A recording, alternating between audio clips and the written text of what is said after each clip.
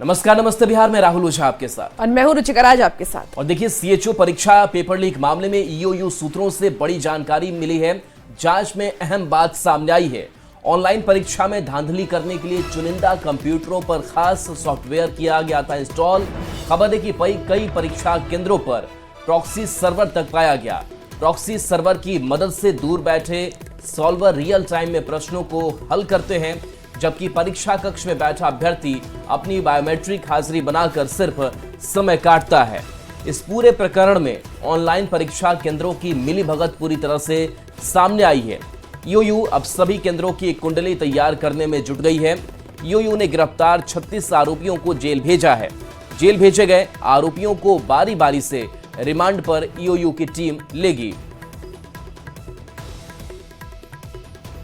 तो देखिए, इस सिटिंग गैंग का सरगना कौन है, कैसे इस पूरी घटनाक्रम को अंजाम दिया जाता रहा, इस एक एक तह तक जाने की कोशिश ईओयू की टीम की तरफ से किया जा रहा है। लेकिन आप समझ सकते हैं कि कैसे ऑनलाइन इस एग्जाम में गड़बड़ झाला सामने आया, कैसे फर्जीवाड़ा किया गया, प्रॉक्सी सर्वर का इस्तेमाल किया गया।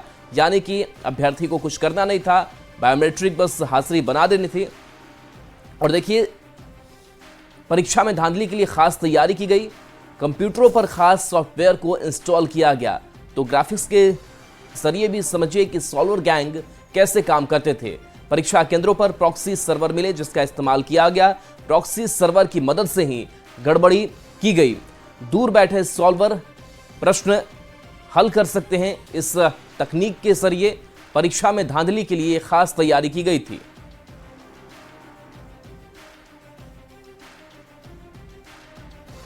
देखिए, रियल टाइम में प्रश्नों को हल किया जाता था। यानी कि एग्जाम चल रहा है और उसी दौरान परीक्षा प्रश्न पत्र हल भी किए जा रहे हैं। हाजिरी बनाकर के सिर्फ अभ्यर्थी समय काटते थे। तो इस तरीके से यह सॉल्वर गैंग आसानी से प्रश्न हल करता है और इस पूरी घटना का खुलासा हुआ है।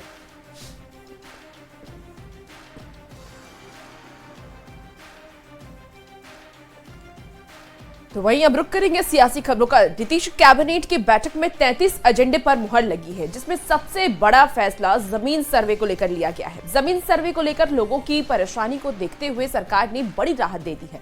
सरकार ने सर्वे की अवधि को बढ़ाने का फैसला लिया है। सरकार ने जमीन सर्वे की डेडलाइन को 6 महीने और भी ज्यादा बढ़ा दिया है।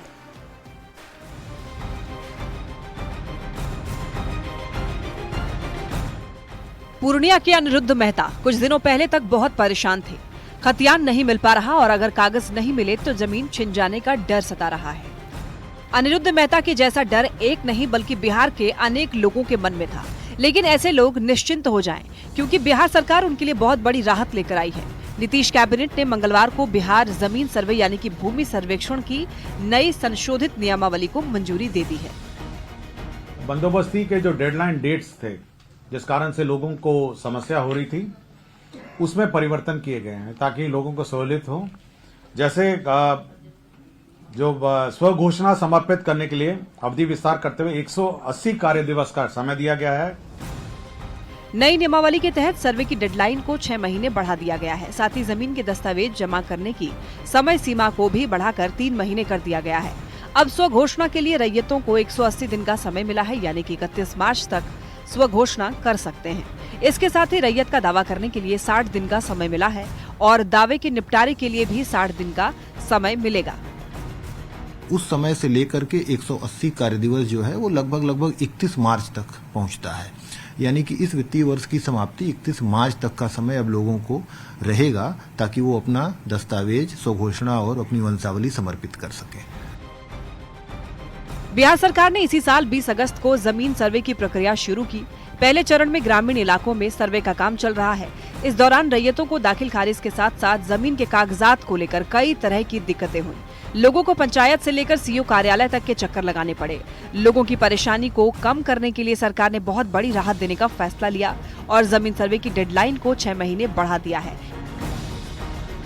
न्यूज़ 18 के लिए पटना से संजय कुमार की रिपोर्ट। आज से नेता प्रतिपक्ष तेजस्वी यादव यात्रा पर हैं। कार्यकर्ता दर्शन और संवाद यात्रा होनी है। मुंगेर से यह यात्रा तेजस्वी की शुरू होगी। पार्टी के कार्यकर्ताओं से तेजस्वी यादव मुलाकात करेंगे, जनता से भी संवाद तेजस्वी करेंगे। तो पार्टी का जनाधार मजबूत करने की यह कवायद है और विधानसभा चुनाव में अभी से ही तेजस्वी यादव लगे हुए दिखाई दे रहे हैं, जहां कार्यकर्ताओं के साथ, जनता के साथ भी संवाद होना है। तो 6 दिसंबर को बेगूसराय की यात्रा पर और 7 दिसंबर को लखीसराय और शेखपुरा में तेजस्वी का कार्यकर्ता दर्शन से संवाद कार्यक्रम। 15 दिसंबर को सुपौल में तेजस्वी यादव होंगे। 16 दिसंबर को सहरसा में कार्यकर्ताओं से संवाद करेंगे। 17 दिसंबर को मधेपुरा में तेजस्वी यादव होंगे। तो ये शेड्यूल है तेजस्वी यादव के इस कार्यकर्ता दर्शन संवाद कार्यक्रम का। 19 दिसंबर को किशनगंज पहुंचेंगे, तो अररिया किशनगंज जो सीमांचल का इलाका है। पूर्णिया 20 दिसंबर को वो पहुंचेंगे, जहां लोगों से बातचीत करेंगे। 21 दिसंबर की अगर बात करें तो कटिहार में इनकी यात्रा शेड्यूल की गई है। 22 दिसंबर को भागलपुर पहुंचेंगे। तो ये एक एक तारीख और एक एक जिले, एक एक शहर जिसको कवर करेंगे तेजस्वी यादव। 4 दिसंबर को मुंगेर पहुंचेंगे। केंद्रीय मंत्री जीतन राम मांझी ने भी तेजस्वी यादव की यात्रा पर निशाना साधा है। मांझी ने कहा कि उपचुनाव में तेजस्वी चारों खाने चित हो गए। बिहार की जनता ये समझ चुकी है कि तेजस्वी सिर्फ झूठी बातें करते हैं। बिहार की जनता उनको कोई तवज्जो नहीं देती। अपना जगह तलाश कर रहे हैं। अभी के उपचुनाव में आपने देखा कि चारों खाने वो चिट हो गए। वैसी परिस्थिति में वो सोच रहे हैं कि अब मैं क्या करूं कि जनता हमको एक्सेप्ट करे। लेकिन जो उनकी नीति है, जो रीति है, जो विचार है, बिहार की जनता समझ चुकी है कि सिर्फ बात की बतंगड़ ही वो करते हैं, करने वाले वो कुछ नहीं है। वो करते हुए तो झूठी बात करते हैं, फिर भ्रम फैलाने की बात करेंगे। लेकिन बिहार की जनता इतना राजनीतिक दृष्टिकोण से चालाक हो गई है कि उनकी बातों का कोई तवज्जो नहीं देगी। 15 दिसंबर से नीतीश कुमार की महिला संवाद यात्रा पर निकलने वाले हैं। इस पर आरजेडी नेता तेजस्वी यादव ने कहा कि अच्छा है कि मुख्यमंत्री लोगों के बीच जा रहे हैं। नेता प्रतिपक्ष तेजस्वी यादव ने तंज कसते हुए कहा कि मुख्यमंत्री को जनता के बीच जाना है, संवादी तो करना है, तो 200 करोड़ रुपए की राशि कहां खर्च होगी। एकदम बात करना चाहिए। मुख्यमंत्री को संवाद जो है लगातार अपने जनता मालिकों के बीच जो है करते रहना चाहिए। दीवार जो है पटना में जैसे खड़ा किया गया है वैसे खड़ा नहीं करना चाहिए। अच्छा है जा रहे हैं, लेकिन एक आश्चर्य की बात है कि अगर मुख्यमंत्री को अपने मालिक जनता से ही बात करना है, संवाद करना है, तो 200 करोड़ से भी ऊपर की राशि कहाँ खर्च होगा। 250 करोड़ 200 करोड़ जो भी राशि है, आखिर वो किस लिए। शिक्षा विभाग ने 2025 के लिए छुट्टी का कैलेंडर जारी कर दिया है। नए कैलेंडर के अनुसार 7 रविवार के अलावा 65 दिन की छुट्टी रहेगी और इसके अलावा 2 जून से 21 जून यानी कि 20 दिन तक गर्मी की छुट्टी रहेगी। इस बार तीज, जितिया और अनंत चतुर्दशी जैसे त्योहारों पर भी शिक्षकों और छात्रों को छुट्टी मिलेगी।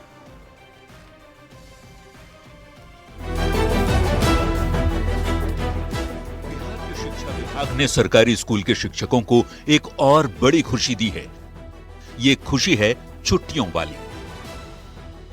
शिक्षा विभाग के एसीएस एस सिद्धार्थ ने 2025 के लिए छुट्टियों का कैलेंडर जारी कर दिया है। इस कैलेंडर में कई महत्वपूर्ण बदलाव किए गए हैं, जिनमें पूर्व एसीएस के पाठक की ओर से जारी किए गए आदेशों को एक बार फिर पलट दिया गया है। इस बार तीज, जितिया और अनंत चतुर्दशी जैसे त्योहारों पर शिक्षकों और छात्रों को छुट्टी मिलेगी। हम लोगों ने यह भी देखा है कि पूर्व में क्या क्या छुट्टियां होती रही हैं, तो इन सभी के मद्देनजर हम लोगों ने एक इंटीग्रेटेड निर्णय लिया है। इसमें हम लोगों ने समर वेकेशन का भी प्रावधान किया गया है, साथ ही साथ दुर्गा पूजा और जो बार बार छठ की छुट्टियां की मांग रही है कि नहाए खाए सोना चाहिए, उसको भी इस बार हम लोगों ने इंक्लूड कर लिया है। नए कैलेंडर के मुताबिक 2025 में कुल 72 दिन की छुट्टी मिलेगी, जिसमें 7 रविवार के अलावा कुल 65 दिनों की छुट्टी रहेगी। 2024 की बात करें तो छुट्टी के कैलेंडर में 60 दिनों की छुट्टियां थीं, लेकिन शिक्षक 30 दिन ही छुट्टी ले पाए थे। गर्मी की छुट्टी में भी शिक्षकों को ड्यूटी ज्वाइन करनी पड़ी थी। यही नहीं, 2 जून से 21 जून तक यानी 20 दिन तक गर्मी की छुट्टी रहेगी, जबकि धनतेरस से लेकर छठ पूजा तक 10 दिनों की छुट्टी मिलेगी। काफी बड़ी हैं छुट्टियां, और लेकिन एक मेरा अनुरोध है सभी टीचरों से इस पर कि जो लंबी छुट्टियां जो वेकेशन हैं उसमें समर वेकेशन में और विंटर वेकेशन में होमवर्क जरूर बच्चों को देंगे और प्रोजेक्ट्स देंगे। बता दें, बिहार में शिक्षकों की छुट्टी को लेकर लंबे समय से विवाद चला आ रहा था। के पाठक के शिक्षा विभाग का अपर मुख्य सचिव बनाए जाने के बाद छुट्टियों में काफी कटौती की गई थी, लेकिन अब एस सिद्धार्थ के एसीएस बनने के बाद शिक्षकों को छुट्टी के मामले में काफी राहत मिली है, जिससे शिक्षक बेहद खुश हैं। न्यूज 18 के लिए पटना से संजय कुमार की रिपोर्ट। जेडीयू के महासचिव गुलाम रसूल बलियावी ने बड़ा बयान दिया है। उन्होंने कहा है कि अगर 2025 के चुनाव में मुसलमानों ने जेडीयू को वोट नहीं दिया तो वो सबसे बड़े गद्दार होंगे। बलियावी से पहले केंद्रीय मंत्री ललन सिंह ने भी कुछ ऐसा ही बयान दिया था। सीएम नीतीश ने भी कहा था कि मुस्लिम को इधर उधर नहीं जाना चाहिए। मुस्लिमों पर जेडीयू के इस बयान से सियासत गर्म है।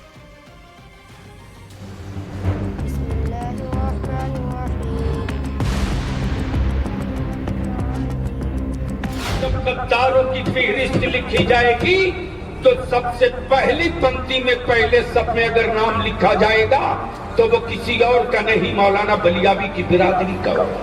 2025 के सियासी रण में मुस्लिम वोटर्स को लेकर जेडीयू की तरफ से एक से बढ़कर एक बयान आ रहे हैं। कुछ दिन पहले केंद्रीय मंत्री ललन सिंह ने कहा था कि मुस्लिम नीतीश कुमार को वोट नहीं देते। अब इससे एक कदम आगे बढ़कर जेडीयू के महासचिव गुलाम रसूल बलियावी ने बड़ा बयान दे दिया। उन्होंने कहा कि अगर 2025 के चुनाव में मुसलमानों ने जेडीयू को वोट नहीं दिया तो वो सबसे बड़े गद्दार होंगे। ये सवाल बिहार के मुसलमानों की इज्जत का है, ये सवाल सीमांचल के मुसलमानों की आबरू का है। वरना अगर आपने इंसाफ नहीं किया तो याद रखिएगा, जब गद्दारों की फहरिस्त लिखी जाएगी तो सबसे पहली पंक्ति में पहले सब में अगर नाम लिखा जाएगा तो वो किसी और का नहीं, मौलाना बलियावी की बिरादरी का होगा। इससे पहले मुस्लिम वोट को लेकर ललन सिंह की टीस भी सामने आई थी। ललन सिंह ने मुजफ्फरपुर में कहा था कि नीतीश ने मुसलमानों के लिए सब कुछ किया, लेकिन मुस्लिम नीतीश कुमार को वोट नहीं देते हैं। अल्पसंख्यक समुदाय के लोग वोट नहीं देते हैं, नीतीश कुमार वोट नहीं देते हैं। ये सब गलत फहमी में मत रहिएगा, मुगालते में हम लोग नहीं है कि आप देते हैं, पहले नहीं देते थे। पिछले महीने नीतीश कुमार ने भी कुछ इस तरह का बयान दिया था। नीतीश कुमार ने कहा था, मुसलमानों के लिए हमने बहुत काम किया, विपक्ष ने उन्हें वोट के लिए इस्तेमाल किया, मुस्लिम को इधर उधर नहीं जाना चाहिए। जेडीयू सांसद देवेश चंद्र ठाकुर भी कुछ इसी तरह का बयान दे चुके हैं। बिहार की सियासत में ये सबको पता है कि मुस्लिम वोटरों का सबसे ज्यादा झुकाव महागठबंधन की तरफ है। नीतीश कुमार जब सत्ता में आए तो उन्होंने मुस्लिमों के लिए अभूतपूर्व काम किए। ऐसे में 2025 में जेडीयू की मुस्लिम वोटर्स को साधने की प्लानिंग है, जिसकी सियासी बिसात बिछाई जानी शुरू कर दी गई है। न्यूज 18 के लिए किशनगंज से आशीष सिन्हा और मुजफ्फरपुर से प्रियांक सौरभ की रिपोर्ट। जेडीयू के महासचिव गुलाम रसूल बलियावी के बयान पर बिहार की सियासत भी गर्म हो गई है। जेडीयू और बीजेपी ने सीएम नीतीश कुमार ने अल्पसंख्यकों के लिए काम किया है, वहीं कांग्रेस और आरजेडी ने बयान दिया है और इसके विरोध उन्होंने जताया है। जी ने गद्दार नहीं कहा, उन्होंने उनका कहने का संदर्भ था कि जिस तरीके से नीतीश कुमार जी ने 2005 से लेके 19 वर्षों में मुस्लिम समाज के लिए, अल्पसंख्यक समाज के लिए इस तरह से काम किए।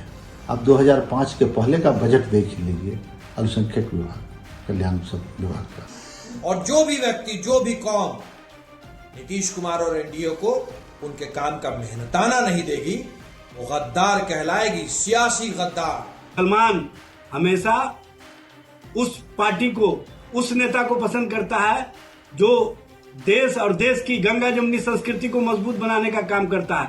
और अल्पसंख्यक समाज को पता है कि लालू प्रसाद जी, तेजस्वी जी ने अल्पसंख्यक समाज के कल्याणार्थ कौन कौन से कार्य किए हैं। और अभी गुलाम रसूल बलियावी का बयान सुन लीजिए, यही जनता दल यूनाइटेड का दोहरा चरित्र है। बिहार में खेल और खिलाड़ियों के विकास पर जमकर सियासत हो रही है। जेडीयू नेताओं ने आरजेडी नेता तेजस्वी यादव क्रिकेट करियर पर जमकर तंज कसा। नीरज कुमार ने तेजस्वी यादव के क्रिकेट मैच के आंकड़ों को लेकर भी निशाना साधा।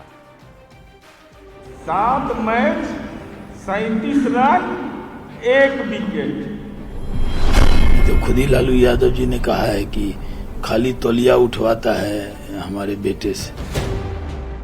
बिहार की सियासत में वार और पलटवार का दौर जारी है। अब खेल पर सियासत जोरदार हो रही है। जेडीयू ने तेजस्वी यादव के क्रिकेट करियर को लेकर जमकर तंज कसा।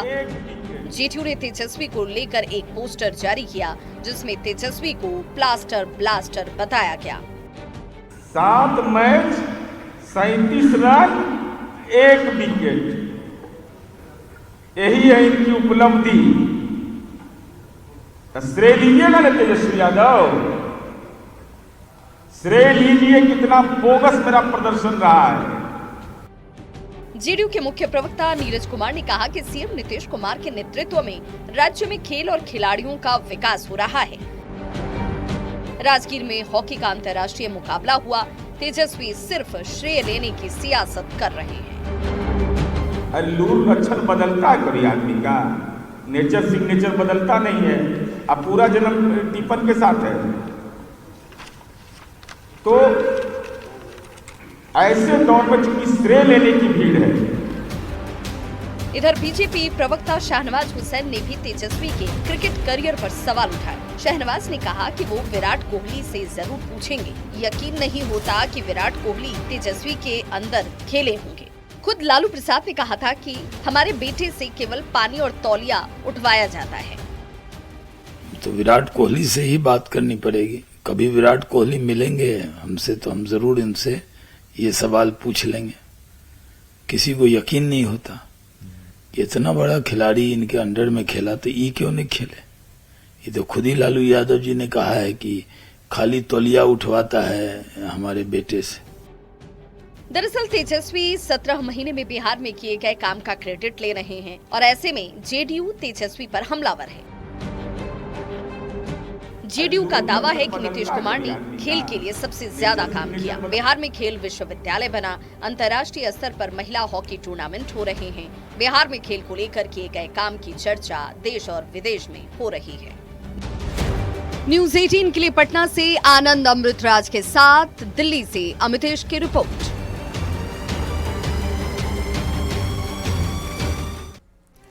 पूर्णिया सांसद पप्पू यादव को जान से मारने की धमकी देने का मामले में अब एक बड़ा खुलासा हुआ है। पुलिस के अनुसार पप्पू यादव के सहयोगियों ने आरा से गिरफ्तार हुए रामबाबू यादव को पैसे का लालच देकर धमकी देने के लिए कहा था। आरोप ये भी है कि सांसद के सहयोगियों ने इसके लिए 2000 रुपए भी दिए थे। लालच 2 लाख रुपए का दिया गया था और पुलिस के खुलासे पर पप्पू यादव ने कड़ी प्रतिक्रिया दी है।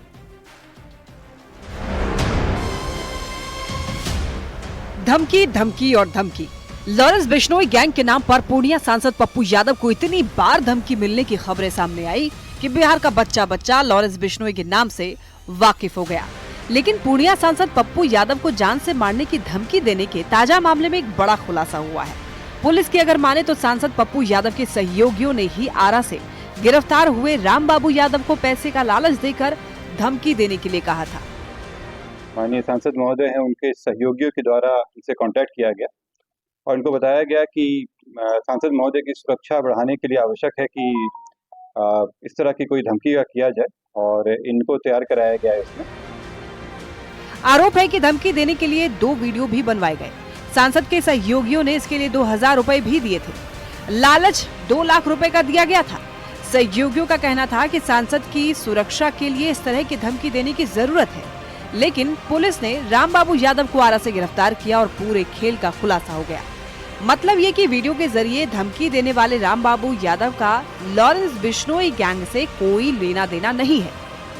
पूर्णिया एसपी का साफ कहना है कि अभी तक जो छानबीन हुई है उसमें ये बात सामने आ रही है कि सांसद की सुरक्षा व्यवस्था को बढ़ाने के लिए इस तरह का धमकी दिलवाया गया था। पुलिस की थ्योरी पर पप्पू यादव ने सवाल खड़े किए। पप्पू यादव ने सोशल मीडिया साइट एक्स पर लिखा है कि आपकी पुलिस मानसिक रूप से दिवालिया हो गई है। वो वही व्यवहार कर रही है जो दिवंगत कांग्रेस एमएलए हेमंत शाही जी को गोली लगने पर तत्कालीन सरकार और प्रशासन ने किया था। उन पर घायल होने की नौटंकी का आरोप लगाया। बाद में इलाजरत हेमंत जी की मृत्यु हो गई थी। पुनः वही हो रहा है। मुंबई में बाबा सिद्दीकी की हत्या के बाद से अब तक पप्पू यादव को करीब 20 बार धमकी दी गई। इसमें 2 लोगों की गिरफ्तारी हुई। पहली धमकी जिसने दी उसका लॉरेंस गैंग से कोई कनेक्शन सामने नहीं आया, और अब जिसने वीडियो भेजकर धमकी दी थी, पुलिस का कहना है कि उसे पैसे का लालच देकर सांसद के सहयोगियों ने ही धमकी दिलवाई। सच क्या है ये तो जांच के बाद ही पता चल पाएगा। न्यूज़ 18 के लिए पूर्णिया से कुमार प्रवीण के साथ ब्यूरो रिपोर्ट।